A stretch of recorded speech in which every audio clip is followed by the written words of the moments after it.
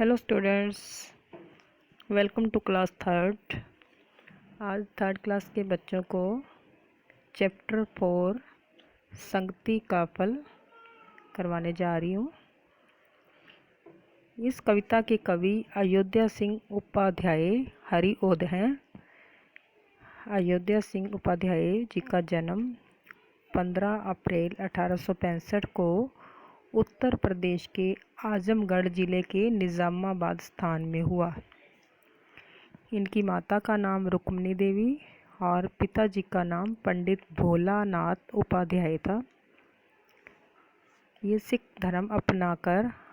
इन्होंने सिख धर्म अपनाकर अपना नाम भोला सिंह रख दिया और इनकी मृत्यु 16 मार्च 1947 को निज़ामाबाद में ही हो गई। इस कविता में यह दर्शाया गया है कि अच्छी संगति का फल अच्छा होता है और बुरी संगति का फल बुरा। प्रत्येक व्यक्ति अपनी संगति के कारण ही पहचाना जाता है। बुरी संगति में रहकर अच्छे गुणों का होना असंभव है और अच्छी संगति में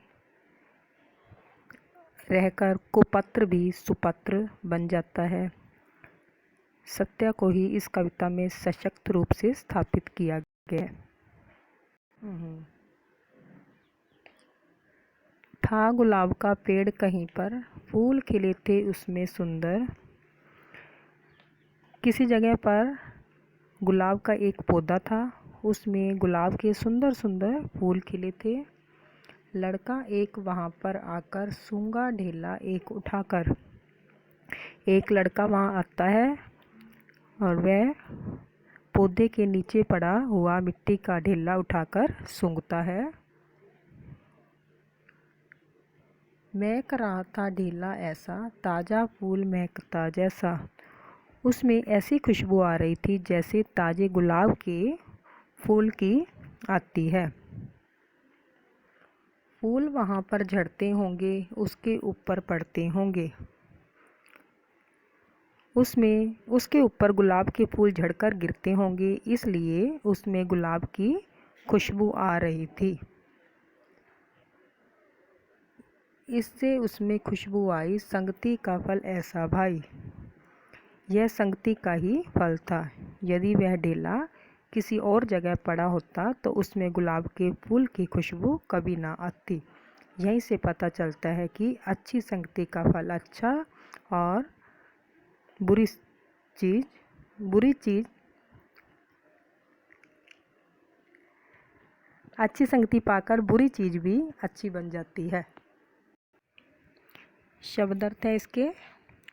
खुशबू मीन्स सुगंध या अच्छी गंध। ढेला मिट्टी पत्थर आदि का टुकड़ा। झड़ना मीन्स टूटकर गिरना। संगति साथ में रहना। सूंघना नाक द्वारा गंध लेना। महकता जो महक रहा हो। इसके मौखिक क्वेश्चन है, कविता में किस फूल की बात की गई है? कविता में गुलाब के फूल की बात की गई है। पेड़ पर क्या लगे थे? पेड़ पर फूल लगे थे। आगे लिखित क्वेश्चन है, ढेला किसकी तरह महक रहा था? ढेला ताजे फूल की तरह महक रहा था। सेकंड, ढेले में खुशबू कैसे आई? ढेले के ऊपर गुलाब के फूल गिरते होंगे, इससे ढेले में खुशबू आ गई। थर्ड, इस पंक्ति का अर्थ लिखो, संगति का फल ऐसा भाई।